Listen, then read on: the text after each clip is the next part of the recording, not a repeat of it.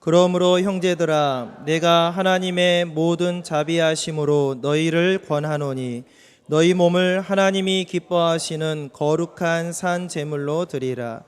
이는 너희가 드릴 영적 예배니라. 너희는 이 세대를 본받지 말고 오직 마음을 새롭게 함으로 변화를 받아 하나님의 선하시고 기뻐하시고 온전하신 뜻이 무엇인지 분별하도록 하라. 아멘. 오늘 말씀의 제목을 한번 따라 하십니다. 우리는 달라져야 하는 사람들입니다. 목회를 하면서 많은 분들의 기도 제목을 듣게 되는데요. 이제 대부분의 경우가 이제 건강을 위해서, 또 사랑하는 자녀들을 위해서, 또 사업을 위해서 이제 기도하는 제목들이 대부분이고, 또 거기에 덧붙여서 자신과 가족들의 변화를 위해서 기도하시는 분들이 있습니다. 나의 남편이, 자녀가 믿음이 없는데 믿음을 가지고 변화된 삶을 살기를 원합니다.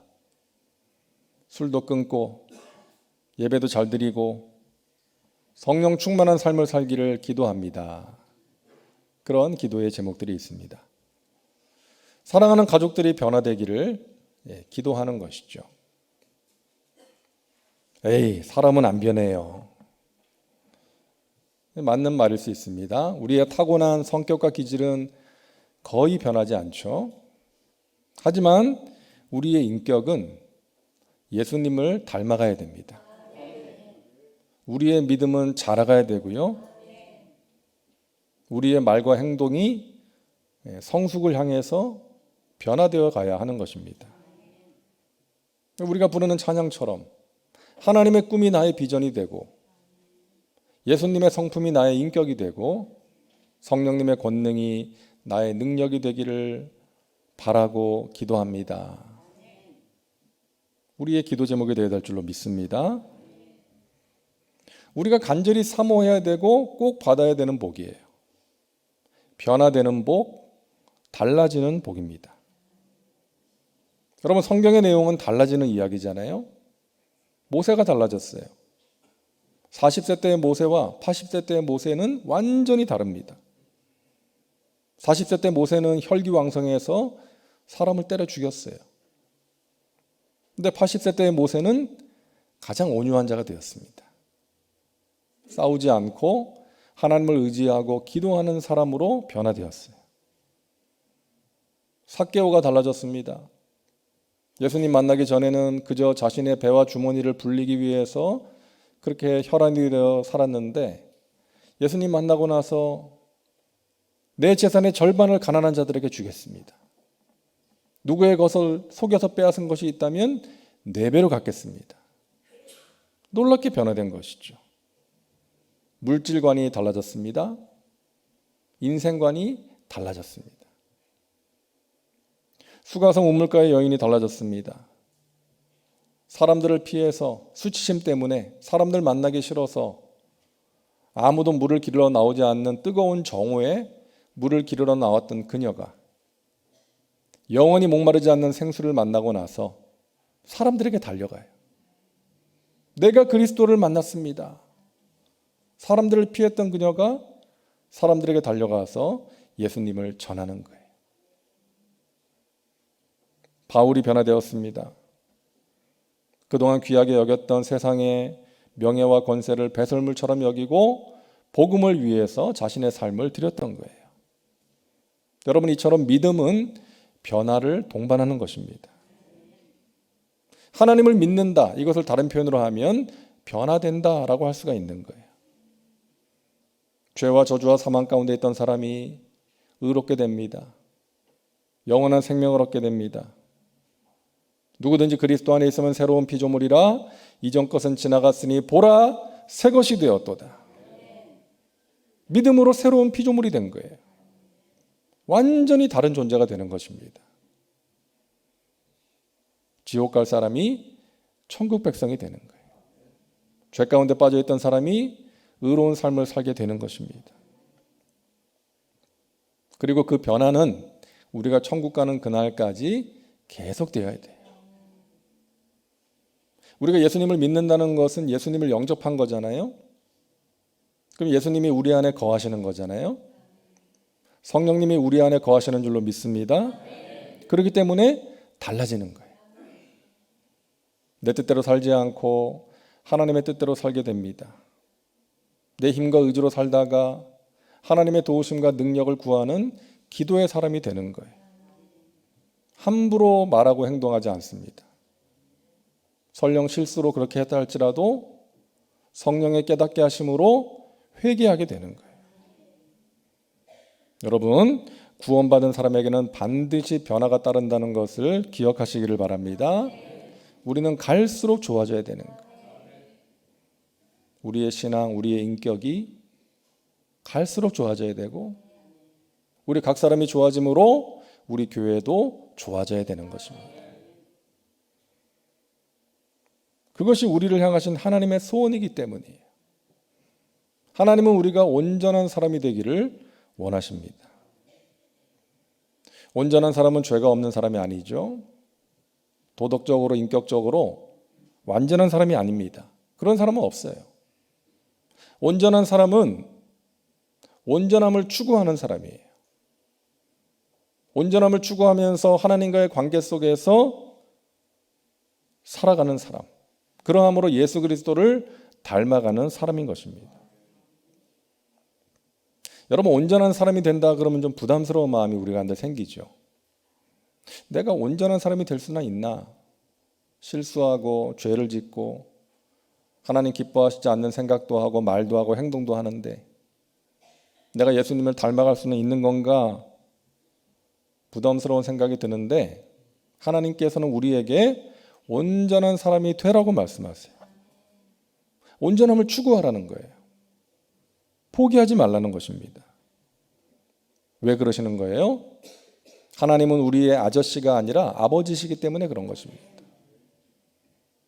부모된 여러분 자녀에게 바라는 게 뭐예요?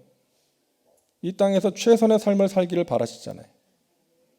사랑하는 내 자녀가 적당히 살다가 이 세상을 떠나기를 바라는 부모는 없는 것입니다. 열심히 최선을 다해서 자신의 꿈을 이루고 하나님께 인정받고 사람들에게 인정받는 그런 삶을 살기를 원하는 것이죠. 우리의 아버지 하나님께서도 자녀된 우리가 이 땅에서 적당히 살다가 천국 가는 것을 원하시지 않는 거예요. 하나님 기뻐하시는 삶, 최선의 삶을 살기를 원하시는 줄로 믿습니다. 믿음으로 승리하기를 원하세요.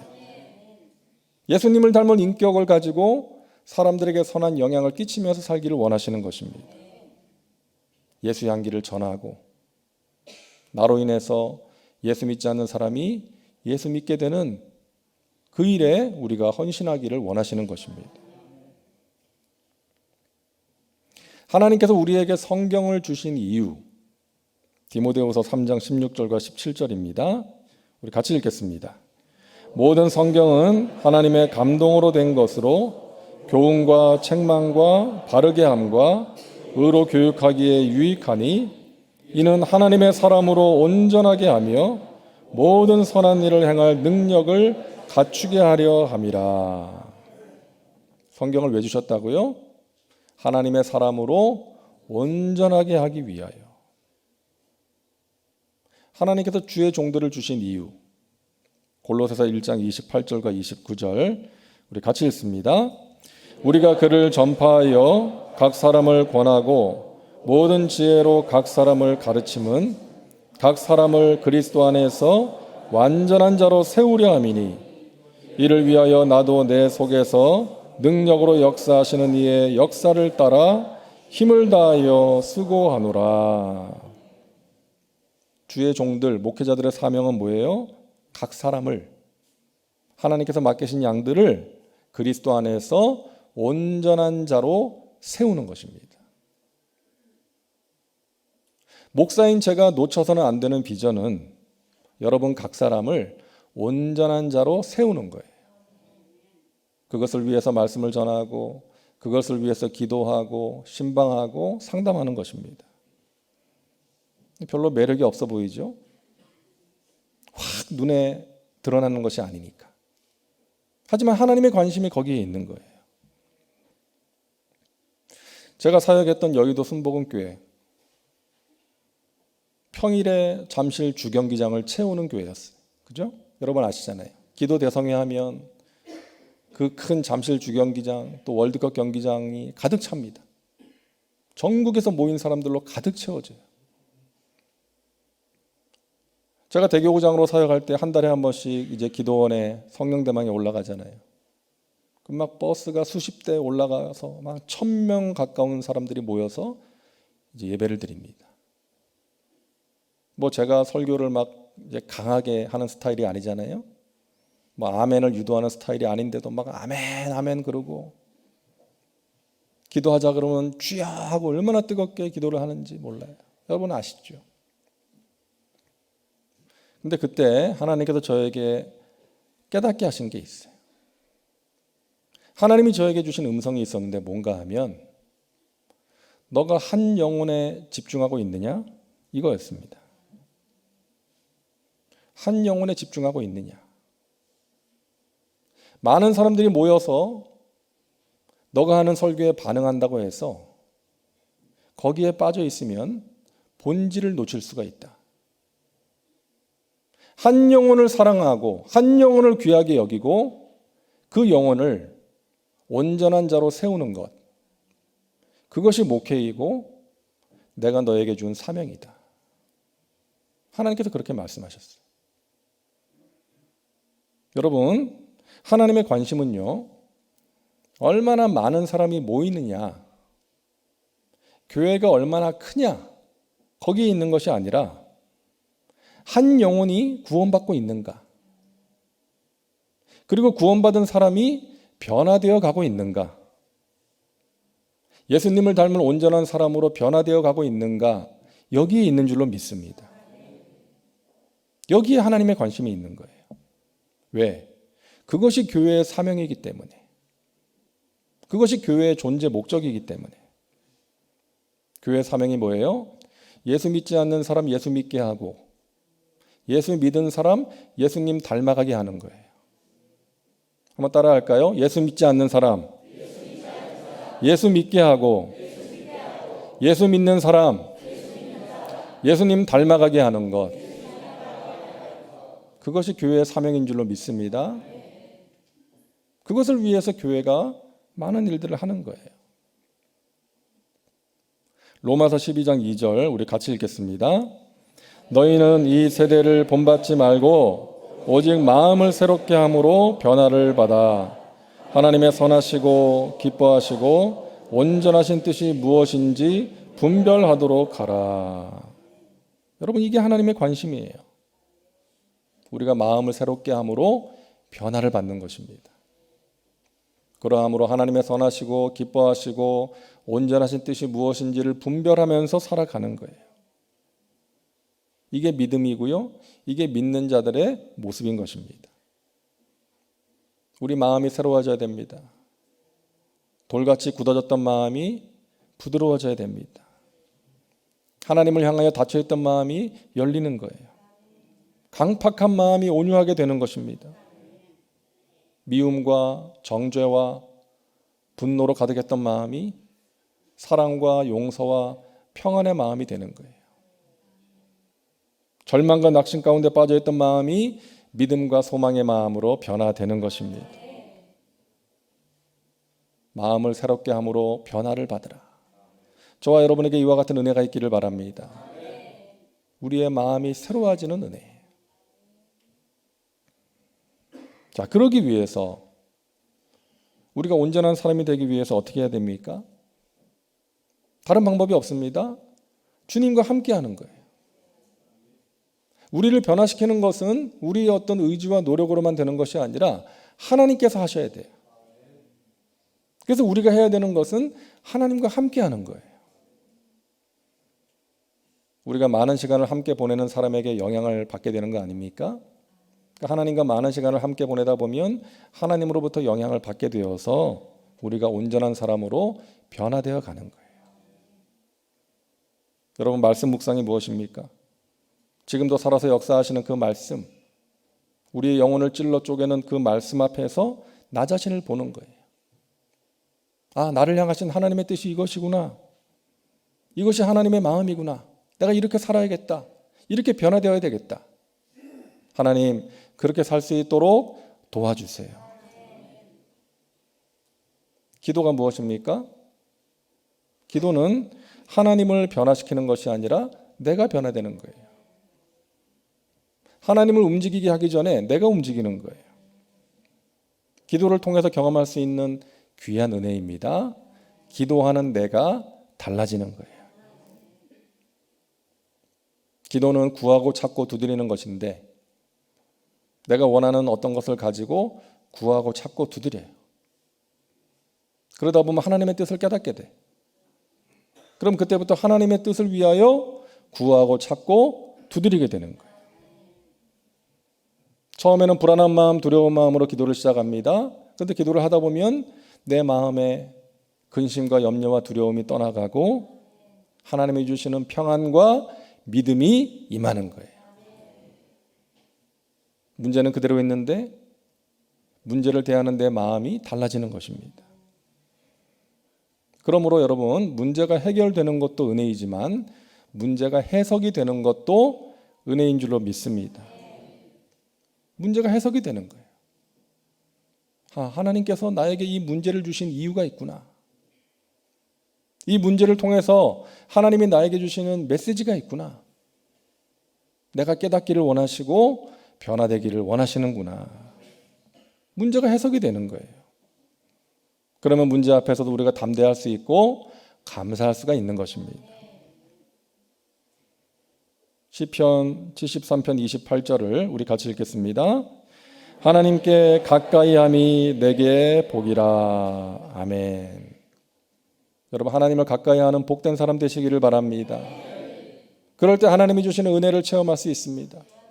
그럴 때 세상에 줄 수 없는 평강으로 우리의 마음과 생각을 지킬 수가 있습니다. 그럴 때 우리가 온전한 사람으로 변화되어 갈 수가 있는 것입니다.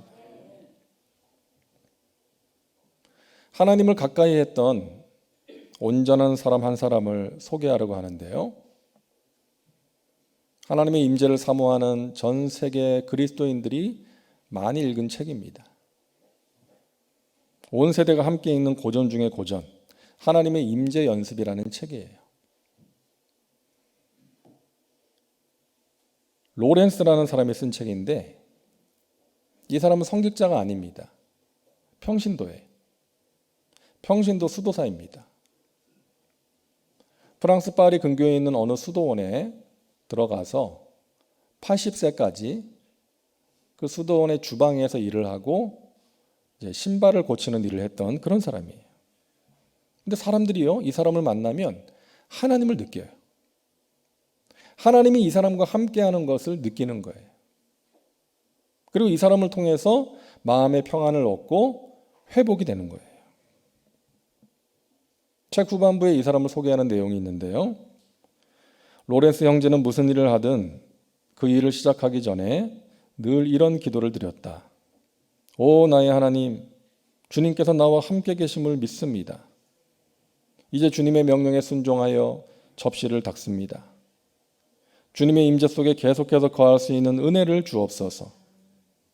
내가 하는 이 일을 받아주시고 이 일을 통해서도 하나님의 사랑을 경험하게 하여 주옵소서 라고 기도했다. 수도원의 주방에서 접시를 닦으면서도 하나님께서 이 일을 나에게 주셨습니다. 내가 이 일을 통해서 하나님께 영광 돌리기를 원합니다. 이 일 가운데도 하나님이 나와 함께 하시는 것, 하나님의 임재를 체험하게 하여 주옵소서. 그렇게 기도했다는 거예요. 다음 페이지에 있는 내용입니다. 로렌스 형제는 하나님의 임재 가운데 행함으로써 그를 만나는 모든 사람들에게 하나님의 임재를 사모하게 되는 갈증을 불러일으켰다. 그의 얼굴 자체가 다른 사람에게 은혜가 되었다. 얼굴에 나타나는 감미롭고 고요한 경건이 보는 사람들에게 영향을 끼치지 않을 수 없었던 것이다. 그는 취사장에서 아무리 바쁘게 일할 때에도 마음의 평온함과 하늘에 대한 생각을 유지하고 있었다. 그는 결코 조급해하거나 서두르지 않았다. 늘 변함없이 침착하게 평온을 유지하면서 모든 일을 제때에 제대로 맞추어서 했다. 그리고 그는 언제나 말하기를 나는 설거지하고 부엌 일을 하면서도 하나님의 임재와 사랑을 경험합니다 라고 말했다. 여러분, 다른 별에서 온 사람이 아니에요. 별에서 온 그대가 아닙니다. 우리와 똑같은 성정을 가진 사람이에요. 이 사람은 취사장에서 설거지를 하면서도 마음의 평온을 느끼고 또 하나님의 임재를 경험했다는 거예요. 제가 이 글을 읽으면서 제 자신을 좀 생각해 봤어요. 나는 주님의 일을 하고 있는데, 사역을 하고 있는데 평온을 유지하고 하나님의 임재를 경험하고 있는가? 그 질문을 하는데 아직 멀었더라고요. 한참 멀었더라고요. 사역을 하면서도 때로는 막 화가 나서 어쩔 줄 모를 때가 있고 막 실망스러울 때가 있고 마음에 근심과 불안이 밀려올 때가 있거든요. 하나님의 일을 하는 내가 하나님이 주시는 평안 가운데 거해야 되지 않겠는가? 하나님의 말씀을 준비하면서 또 사랑하는 성도들을 위해서 기도하면서 하나님이 나와 함께 하신다는 것을 경험해야 되지 않겠는가? 하나님, 제가 사역 중에 하나님이 주시는 평온으로 마음을 지키기를 원합니다. 하나님의 임재를 경험하며 사역하게 하여 주시옵소서. 여러분은 어떠십니까? 주일에 교회에 와서 하나님을 예배하고 봉사하실 때 마음의 평온을 유지하면서 하나님의 임재를 경험하면서 하고 계십니까? 저와 여러분이 그럴 수 있기를 간절히 소망합니다. 이 사람이 처음부터 이러지는 않았겠죠. 하나님과 동행하는 삶을 통해서, 연습을 통해서 그렇게 된 거예요. 사랑하는 여러분, 로렌스 형제가 그랬던 것처럼 우리를 만나는 사람들이 우리를 통해서 하나님을 느끼고 우리의 얼굴만 봐도 은혜가 되고 그럴 수 있다면 얼마나 좋겠습니까? 따로 전도할 필요가 없을 것 같아요. 우리의 존재 자체가 전도니까, 복음의 통로가 될 거니까. 사랑하는 여러분, 교회는 건물이나 조직이 아닌 사람이라 그랬습니다. 부르심을 받은 사람들의 모임이 교회인 거예요. 그렇기 때문에 교회의 변화와 성숙은 우리 각 사람의 변화와 성숙에 달려있는 것입니다. 그러므로 여러분, 온전함을 추구하시기를 바랍니다. 하나님께서 기뻐하시는 삶, 믿음으로 살아내는 삶, 하나님께서 원하시는 모든 것에 순종함으로써 이 세상의 그 어떤 것이 아닌 온전한 믿음을 나에게 주시옵소서. 우리 찬양대가 찬양했던 것처럼 그러한 기도 제목을 가지고 우리가 하나님을 의지하며 나갈 때에 우리는 갈수록 좋아지게 될 줄로 믿습니다. 갈수록 좋아지는 우리를 통해서 우리 사랑하는 가족들에게 선한 영향을 미치고 주님의 몸된 교회가 더욱더 든든하게 세워지고 우리 주위에 주님을 알지 못하는 사람에게 예수 향기를 전함으로 선한 영향을 끼침으로 그들을 주님 앞으로 인도할 수 있는 그와 같은 은혜가 저와 여러분에게 있기를 간절히 바랍니다. 조동아 시인이 쓴 나 하나 꽃 피어라는 시를 읽어드리고 말씀을 마치겠습니다. 나 하나 꽃 피어 풀밭이 달라지겠느냐고 말하지 말아라. 내가 꽃 피고 나도 꽃 피면 결국 풀밭이 온통 꽃밭이 되는 것 아니겠느냐. 나 하나 물들어 산이 달라지겠느냐고도 말하지 말아라. 내가 물들고 너도 물들면 결국 온 산이 활활 타오르는 것 아니겠느냐. 기도하겠습니다. 하나님, 우리가 온전한 사람이 되게 하여 주시옵소서. 주님께서 말씀하시는 그 온전함의 추구를 포기하지 말게 하여 주옵소서. 하나님을 의지하며 최선을 다할 때 우리의 믿음이 날마다 성장하는 믿음이요, 우리의 인격이 날마다 성숙해지는 믿음이 인격이 될 줄로 믿습니다. 예수님의 이름으로 기도하옵나이다. 아멘.